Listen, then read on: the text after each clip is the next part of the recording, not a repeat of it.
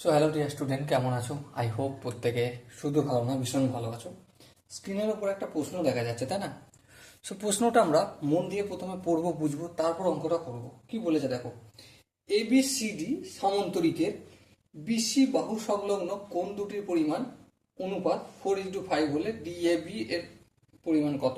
চলো আমরা প্রথমে একটা সামান্তরিক অঙ্কন করে নিই, তারপর যা হবে দেখা যাবে। এ বি সি ডি, ওকে। এবারে দেখো, এবিসিডি সামান্তরিকের বিসি বাহু কোনটা? এটা হচ্ছে বিসি বাহু। বেশ, এই বিসি বাহু সংলগ্ন দুটি কোণের অনুপাত, এই কোণটা আর এই কোণটা কি বলেছে? অনুপাত angle C use to angle B, তাই তো? BC angle B equal to কি 4:5।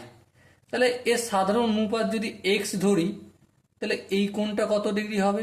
4x হবে, আর এই কোণটা হবে 5x। বেশ, বোঝা গেল। ডিএবি, তাহলে ডিএবি বলতে কোনটা?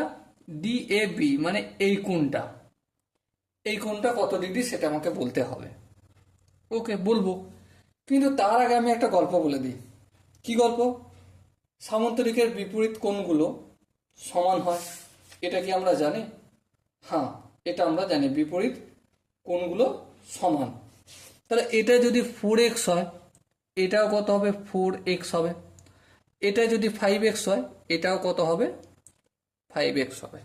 ওকে, এবারে এই চারটে কোণের যোগফল কত হবে?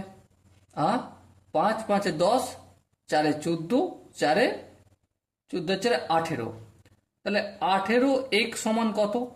360 ডিগ্রি, তাই তো? কোনো চতুর্ভুজের চারটে কোণের সমষ্টি কত? 360 ডিগ্রি হয়, সেটা আমি লিখলাম। সো এক্স ইকুয়াল টু কত? 360 ডিগ্রি বাই 18। এবারে 360কে যদি 18 দিয়ে ভাগ করি, 18 দুগুণে 36, 20 ডিগ্রি। তার মানে এক্স এর ভ্যালু কত পেলাম? 20 পেলাম। তাহলে 4x মানে কত? 4x মানে 4 20 80, 80 ডিগ্রি। তাহলে এই কোণটা যদি 80 ডিগ্রি হয়, সো এই কোণটা কত ডিগ্রি হবে?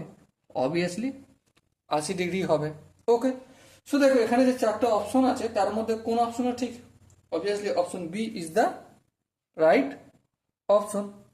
আই হোপ এই প্রশ্নটা করার যে যে কনসেপ্টগুলো কাজে লাগিয়েছি তোমরা প্রত্যেকে বুঝতে পেরেছো, বা একবার রিভিশনও পায়ে গেল, তাই না? সো দেখা হচ্ছে পরবর্তী সেশনে। ততক্ষণ পর্যন্ত ভালো থেকো, সুস্থ থেকো এবং জয় হিন্দ।